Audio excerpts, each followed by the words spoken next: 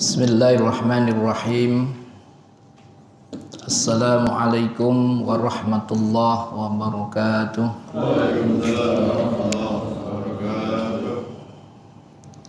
Alhamdulillahi rabbil alamin alladzi faqaha fid din man istafahu minal ulama'il a'lam waj'alahum kawakiba yahtadi bihim kulla dhalim fi halakidh dhalam. Asyhadu an la ilaha illallah wahdahu la syarika lah wa asyhadu anna Muhammadan abduhu wa rasuluhu la nabiyya ba'da. Allahumma salli wa sallim ala sayyidina wa habibina wa syafi'ina wa maulana Muhammad wa ala alihi wa ashabihi wa ummatihi ila yaumiddin. Qala Allah ta'ala fi kitabihil karim wa huwa asdaqul qailin. A'udzu billahi minasy syaithanir rajim. Bismillahirrahmanirrahim.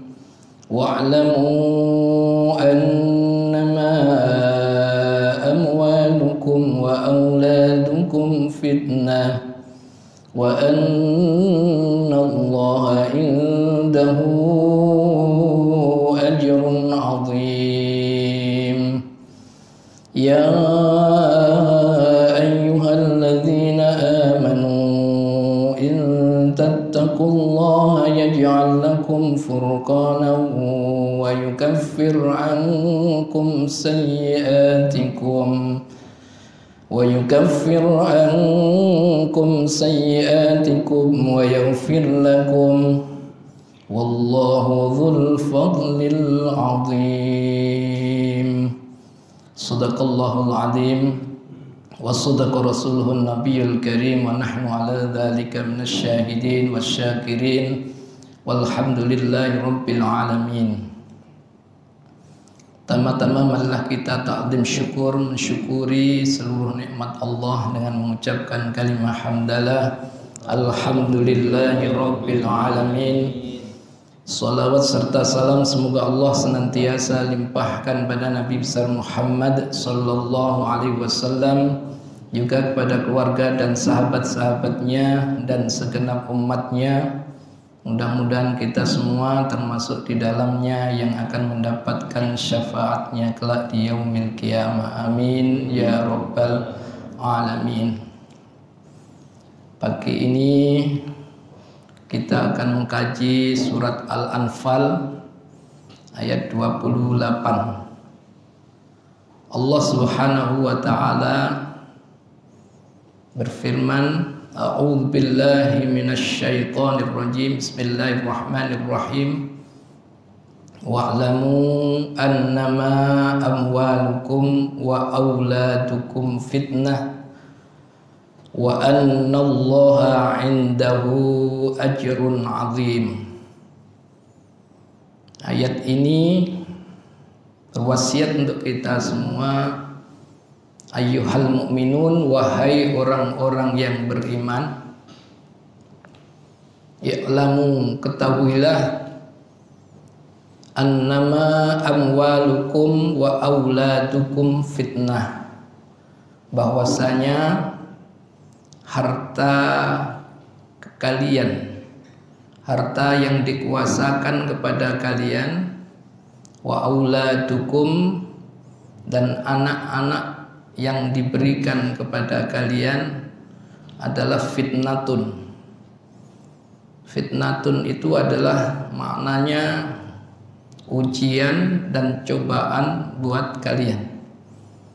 Apakah dengan diberikan harta, apakah dengan diberikan anak itu kita semakin bisa mensyukuri nikmat Allah, atau dengan harta dan anak-anak itu apakah kita semakin taat kepada Allah Subhanahu wa taala, atau malah sebaliknya, dengan harta yang diberikan oleh Allah dan anak-anak yang diberikan oleh Allah kepada kita itu, malah kita semakin disibukkan kufur terhadap Allah, bukan semakin dekat malah semakin jauh dengan Allah Subhanahu wa taala.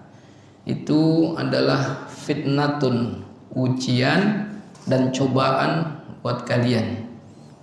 Maka agar difirmankan oleh Allah Subhanahu wa taala ayat ini merupakan kajian bagi kita semua, bahwa dengan dikaruniakan oleh Allah Subhanahu wa taala harta dan anak-anak itu adalah kita bisa mensyukurinya, kita semakin taat kepada Allah Subhanahu wa taala, dan kita jadikan wasilah sarana untuk takarrub kepada Allah Subhanahu wa taala.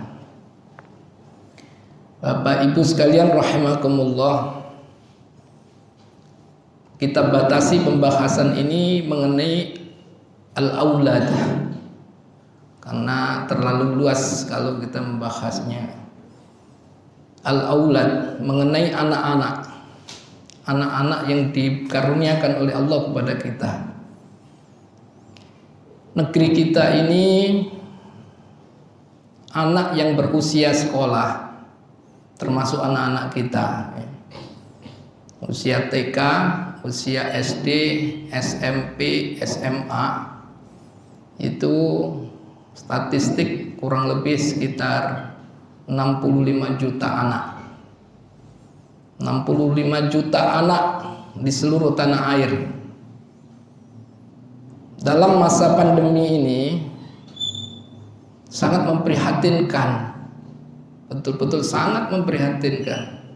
Lebih dari 1 tahun anak-anak kita tidak boleh belajar di sekolah. Mereka hanya diberikan pembelajaran dengan sistem daring.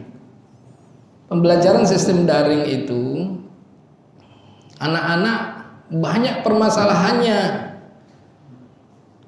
Ada orang tua yang punya HP-nya cuma 1, kemudian dibawa ke kantor, di rumah nggak punya HP.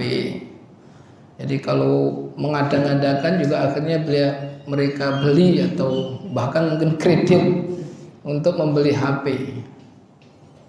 Ada juga yang punya HP, cuman kadang-kadang istri yang ditinggal di rumah itu gaptek, gak ngerti juga bagaimana menggunakan HP-nya sehingga tidak bisa mendampingi, membimbing anaknya. Atau punya HP tapi nggak punya kuota, Jadi dengan kuota ini anak pembelajaran di sekolah itu mereka juga orang tuanya wajib membayar SPP dan juga beli lagi kuota gitu, bertambah lagi. Padahal ekonomi lagi sulit gitu. Jadi anggarannya membengkak. Dan juga ada punya HP, punya kuota, tapi jaringan kadang-kadang yang bermasalah sehingga tidak bisa menangkap dengan baik proses pembelajaran dengan sistem daring itu. Dan rata-rata pembelajaran sistem daring itu tidak betah lama, paling maksimal 1 jam. 1 jam saja per hari itu anak dibimbing dengan sistem daring jarak jauh oleh gurunya. Kadang-kadang anak-anak belajarnya sambil tiduran nggak serius. Jadi ruang lingkup pembahasannya juga sangat terbatas, pembelajarannya seperti itu. Dan itu sudah kita lalui lebih dari 1 tahun. Kita membayangkan kalau seandainya ini diperpanjang, misalnya sampai 1 tahun lagi, dan itu belum jelas dengan sampai saat ini. Perpanjang lagi 1 tahun lagi, 1 tahun ajaran, anak-anak tidak boleh lagi masuk ke dalam sekolah. Kira-kira apa yang terjadi? Generasi anak-anak kita di seluruh tanah air, ya, ada kurang lebih 65 juta itu, Masya Allah, apa yang terjadi kira-kira? Bapak-bapak bisa membayangkan. Jadi anak-anak kita itu akan bodoh, anak-anak kita itu akan tidak terdidik tentang akidah, akhlak yang baik, tidak memperoleh pendidikan yang layak, maka generasi anak-anak kita itu bisa jadi akan hancur. Padahal mereka itu ada kader kepemimpinan yang kita persiapkan untuk masa depan. Bahkan tantangan hidup untuk anak-anak kita di masa yang akan datang itu pasti akan jauh lebih dahsyat dibandingkan dengan yang kita alami saat ini. Maka oleh karena itu, kalau kita sebagai orang tua tidak memerankan diri, tidak mempersiapkan diri kepada anak-anak kita, dan orang tua tidak peduli kepada urusan anak-anak kita dengan situasi dan kondisi saat ini, maka semakin beratlah ancaman atau menjadi fitnah tadi itu. Fitnah. Jadi wabah pandemi yang saat ini kita rasakan itu bukan menjadi wabah lagi, menjadi fitnah.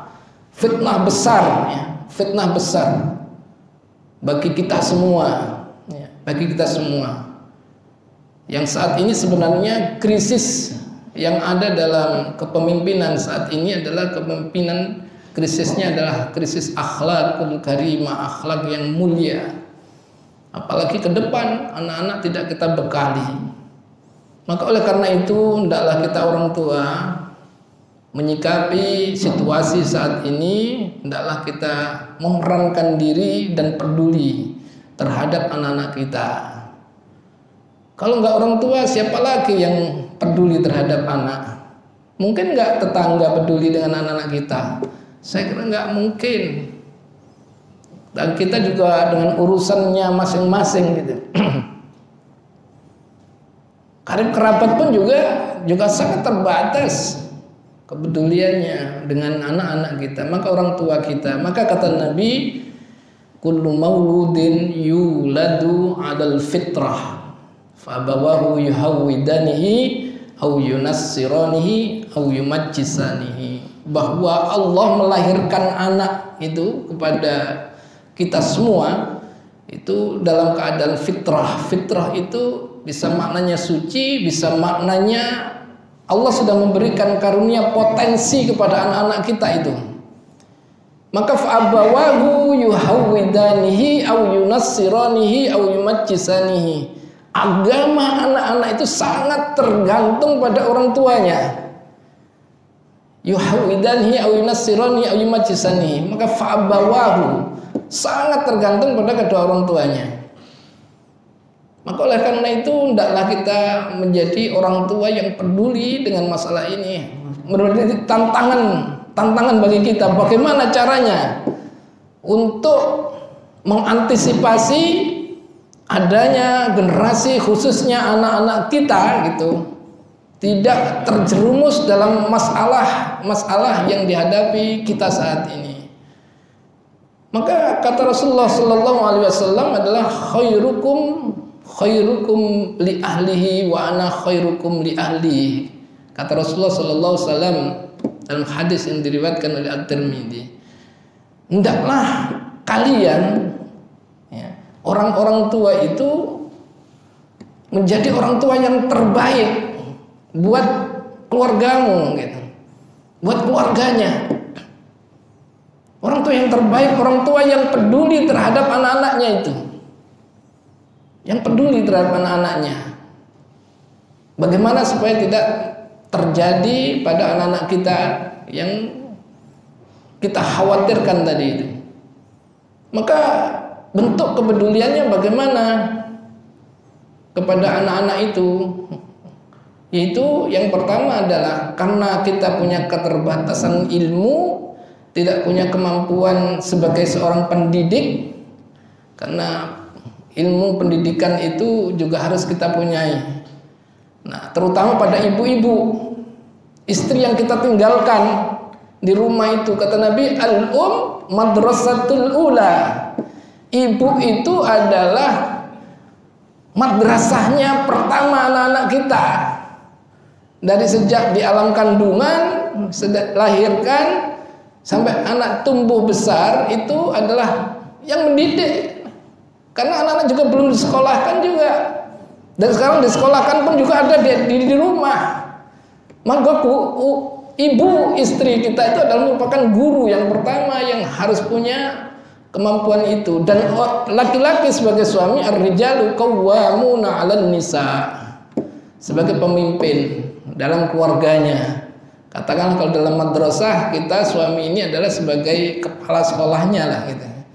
Kepala sekolahnya yang punya peran untuk mengatur kurikulum dalam sekolah, ya, dalam rumah tangga kita. Bagaimana generasi anak-anak cucu kita ini akan menjadi orang-orang yang baik, generasi yang diandalkan gitu. Jadi ibu madrasatul ula.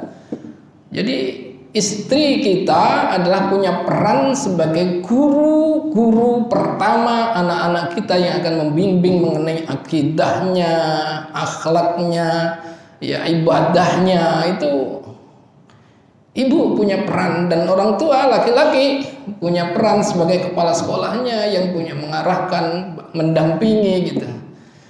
Nah, kalau anak-anak itu di sekolah tidak diberikan pembelajaran, di rumah tidak diberikan pembelajaran.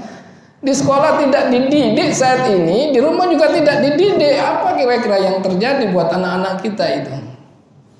Maka hendaklah kita menjadi orang yang tua yang peduli, ya, peduli terhadap anak-anak itu. Jadi pedulinya, karena keterbatasan tadi, keterbatasan waktu, keterbatasan ilmu, maka ada beberapa hal yang kita upayakan.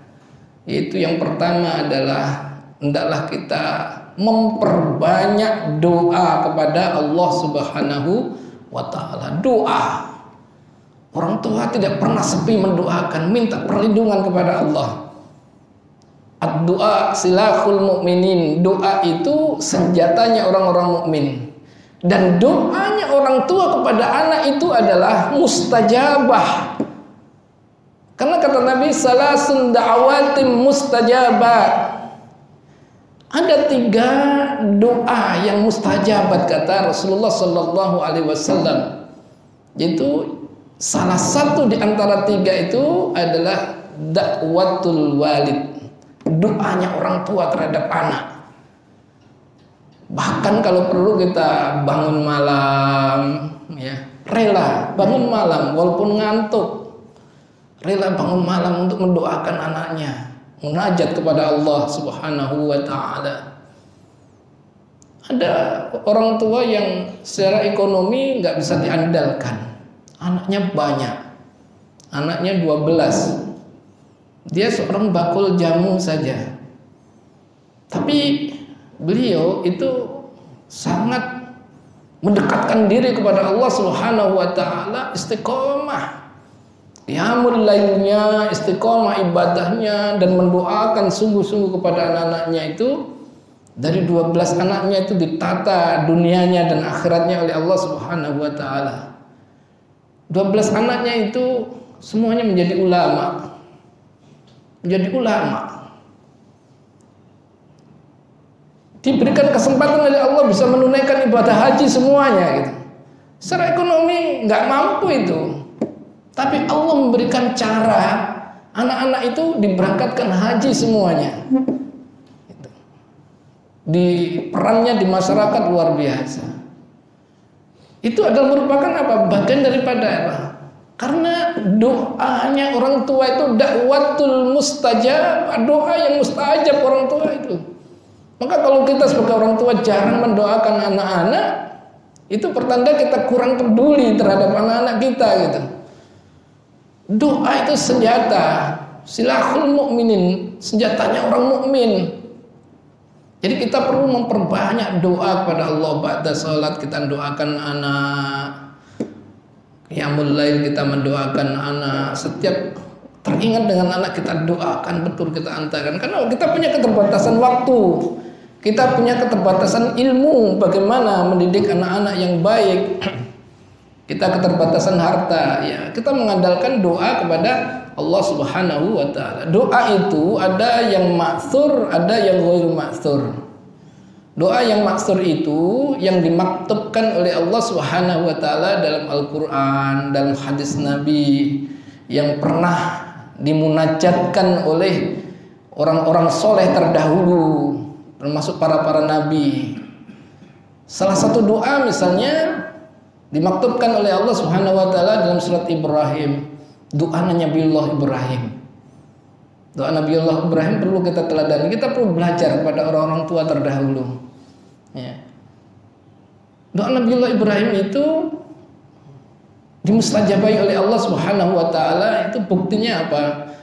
Dari 25 nabi rasul yang diangkat oleh Allah Subhanahu wa taala, dari zuriatnya Nabiullah Ibrahim itu ada 18 nabi. Masya Allah, dari Nabiullah Ibrahim punya silsilah anak Ismail dan Ishak.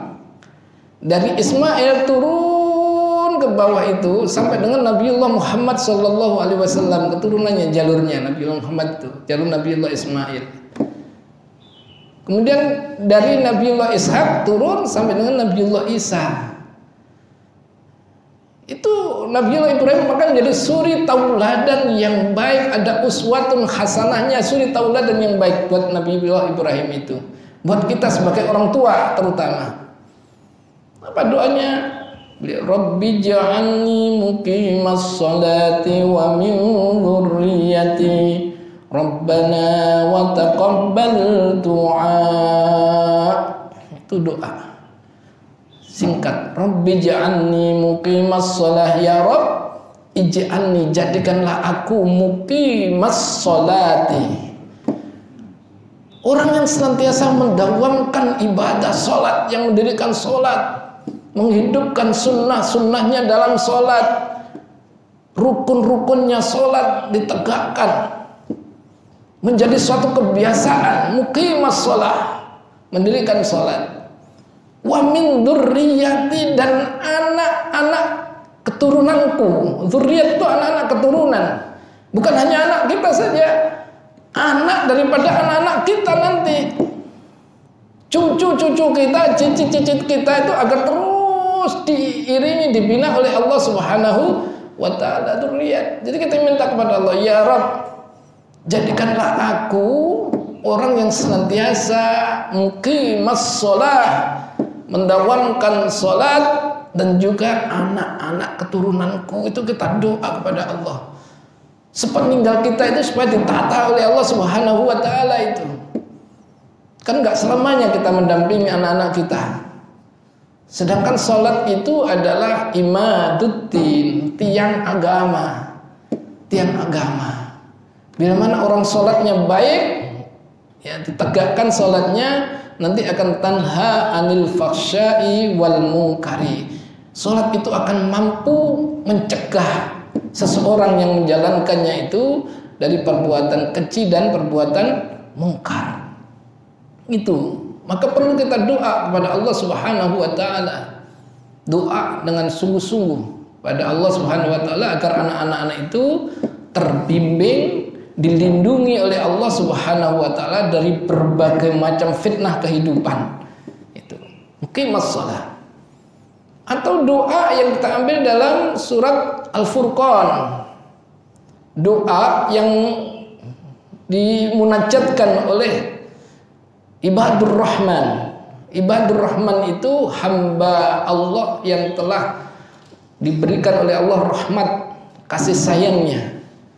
Itu apa salah satu doanya adalah walladzina yaquluna rabbana hab lana min azwajina wa dzurriyyatina qurrata a'yun waj'alna lil muttaqina imama.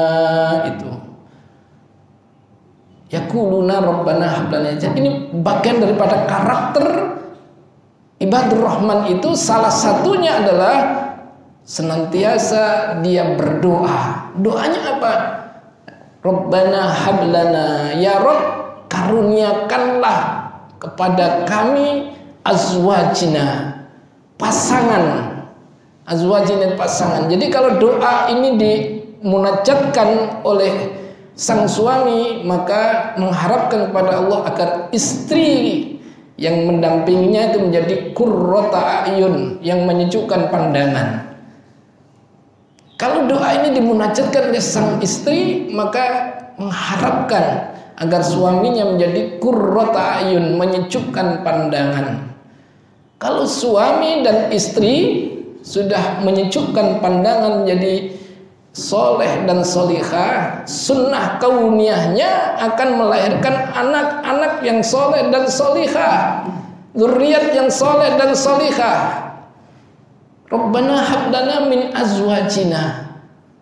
Jadi dari relung hati kita betul-betul memunajatkan kepada Allah Subhanahu wa taala, berdoa, ya Allah, jadikanlah istri kami, pasangan kami ini yang qurrata a'yun, yang menyejukkan pandangan. Wa min dzurriyyatina, dan anak keturunan kami yang qurrata a'yun, yang menyejukkan pandangan, yang menyejukkan pandangan.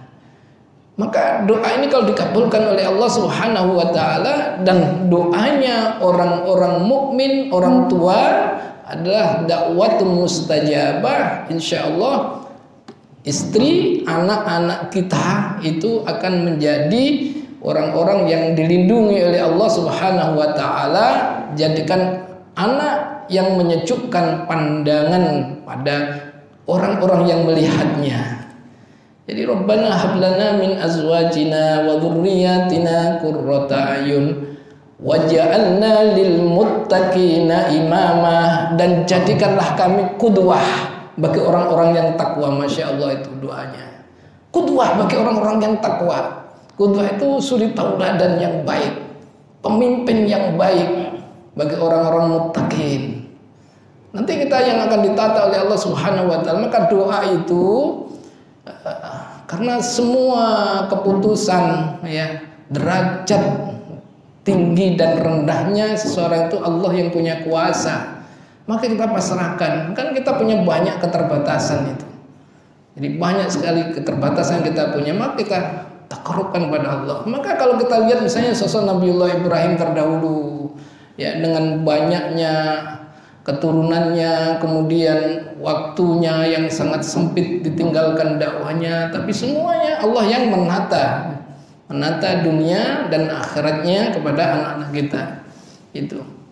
Yang kedua adalah di samping kita berdoa kepada Allah Subhanahu wa taala karena keterbatasan ilmu kita, keterbatasan waktu kita, keterbatasan harta kita, adalah hendaklah kita menjadi qudwah bagi anak-anak kita, suri tauladan yang baik. Jadilah kita orang tua bisa menjadi suri tauladan yang baik. Karena apa? Suri tauladan itu akan terkesan pada anak-anak kita. Apa yang dilakukan oleh orang tua itu senantiasa dilihat, dan itu pun akan secara otomatis menjadi nasihat buat anak-anak kita, itu terkesan dalam hatinya. Jadi dia akan ingin meniru kepada orang tuanya. Kalau orang tuanya rajin sholat gitu, insya Allah anak-anaknya juga rajin sholat. Kalau orang tuanya rajin membaca Al-Quranul Karim misalnya, rajin gitu baca Quran, insya Allah anak-anaknya juga rajin baca Quran. Tapi kalau orang tuanya rajin membaca HP saja tiap hari gitu ya, anaknya juga sama itu. Makanya anak-anak kecil sekarang itu jangan disalahkan. Anak-anak kecil itu, anak usia 2 tahun itu sudah jago semua buka HP itu. Ya, geser sana, geser sini, buka ini. Dan kadang-kadang yang dilihat itu apa? Game gitu, game. Kalau film Korea gitu, kalau HP kita minta nangis dia. Padahal masih kecil, belum sekolah TK pun juga belum. HP kalau udah kita tarik nangis dia, karena sudah begitu lekatnya dengan HP itu. Ini sebenarnya berbahagia dengan secara teknologi dia punya, tapi itu permasalahan yang besar. Kalau HP kita minta bukan hanya sekedar nangis, marah-marah dia. Marah-marah bukan main. Itu sudah satu problematika, tantangan dengan situasi saat ini yang betul-betul yang perlu kita antisipasi pada orang tua. Maka berikan keteladanan yang baik. Jangan mewariskan kepada anak-anak nilai-nilai keburukan buat anak-anak kita. Kalau orang tuanya mewariskan nilai-nilai buruk kepada anak, ya sudah, anak-anak akan mewarisi itu. Mewarisi. Jadi kalau orang tuanya jarang meninggalkan atau sering meninggalkan sholat, ya sudahlah, hal yang biasa buat anak-anak. Nggak sholat juga nggak apa-apa gitu. Kalau orang tuanya juga jarang membaca Quran di rumah gitu, ya sudah.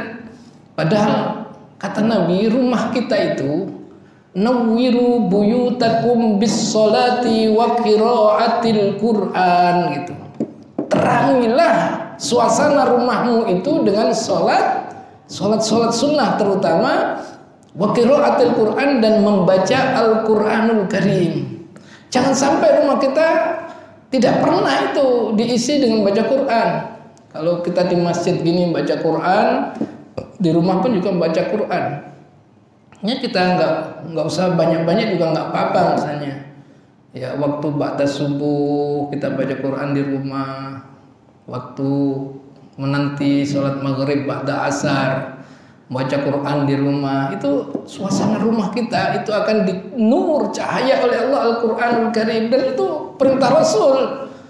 Nawwiru buyutakum, terangilah rumah-rumah kalian itu bis sholati wa qiraatil Quran, dengan sholat dan Quran, sehingga suasananya itu nanti akan auranya akan mendidik anak-anak kita itu. Dan kalau rumah tangga semua gitu, suami, istri, anak-anak, kemungkinan juga pembantu rumah tangga itu semuanya suasananya Qurani, ya, suasana Islami, itu masya Allah rahmat itu, malaikat akan dekat untuk merahmati itu. Walaupun tidak ada ya, sedikit harta barangkali, yang namanya sakinatul qulub, ketenangan hati itu akan lahir. Dan ketenangan itulah sebenarnya karunia Allah yang sangat besar. Kadang-kadang kita banyak hartanya tapi hati tidak tenang. Nah itu barokahnya harta itu nggak ada. Akan lebih baik kalau kita punya banyak harta, kemudian barokah gitu, bertambah-tambah kenikmatan itu dalam rumah kita. Kita bisa dari rumah kita itu akan bisa memberikan satu kepedulian yang sangat luar biasa kepada orang-orang di sekitar, ya, membackup dakwah dan sebagainya, itu luar biasa. Maka oleh karena itu pentingnya ini, ya, banyak sekali. Jadi kalau kita hubungkan bagaimana untuk mengantisipasi anak-anak kita terlindungi dari berbagai macam masalah-masalah kehidupan saat ini, menjadi akhlak yang baik, ya, menjadi generasi yang baik, sehingga nanti anak-anak kita persiapkan. Ya, kita persiapkan menjadi kader generasi untuk memimpin bangsa ini adalah anak-anak kita yang punya kualitas dari sisi pendidikan, dari sisi akhlakul karimah, yaitu dengan pembimbingan daripada orang tuanya. Dan berikan yang pertama pendidikan adalah pendidikan agama. Tanamkan akidah kepada anak-anak kita. Kita kan sering, udah nak kamu sekolah ya umum yang ini ya, nanti yang penting kamu punya pengetahuan agama gitu, sekedarnya hanya agama dijadikan ciri-ciri saja, itu adalah kurang tepat itu. Justru pendidikan agama itu hukumnya wajib, pendidikan umum itu sunnah. Karena agama inilah nanti yang akan menyelamatkan anak dunia dan akhiratnya gitu. Disempurnakan dengan pendidikan umumnya gitu. Justru akidah itu yang kita dahulukan. Maka kalau kita berkaca daripada dakwahnya Rasul, 13 tahun di Makkah, ya kan? 10 tahunnya ada di Madinah. Nah, selama di Makkah Makkiyah, ayat-ayat Makkiyah itu adalah ayat-ayat yang berhubungan dengan akidah. Jadi kalau akidahnya kokoh, itu generasi para sahabat itu yang bisa kita lihat. Jadi akidahnya bagus gitu. Nah, baru madaniyah itu adalah banyak pendidikan menyangkut masalah muamalah, ya bagaimana bermasyarakat yang baik gitu. Itu perlu ilmu pengetahuannya. Itulah diantaranya. Banyak hal, cuma keterbatasan waktu. Yang intinya adalah Allah menyebutkan I'lamu annama amwalukum wa auladukum fitnah wa anna Allah indahu ajrun adim. Ketahuilah ayyuhal mu'minun, wahai orang-orang beriman, bahwa harta kalian, anak-anak kalian adalah fitnatun, ujian dan cobaan buat kalian. Apakah kalian termasuk golongan ahli yang bersyukur kepada Allah, orang yang senantiasa dengan harta dan anak-anak itu semakin taat kepada Allah, atau malah sebaliknya, dengan diberikan harta dan anak-anak malah engkau disibukkan oleh kehidupan dunia ini sehingga melalaikan kehidupan akhirat dan dekat dengan Allah Subhanahu wa taala.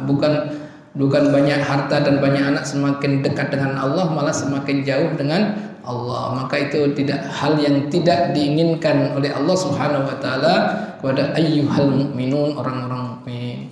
Itulah barangkali yang sampaikan pada kesempatan ini.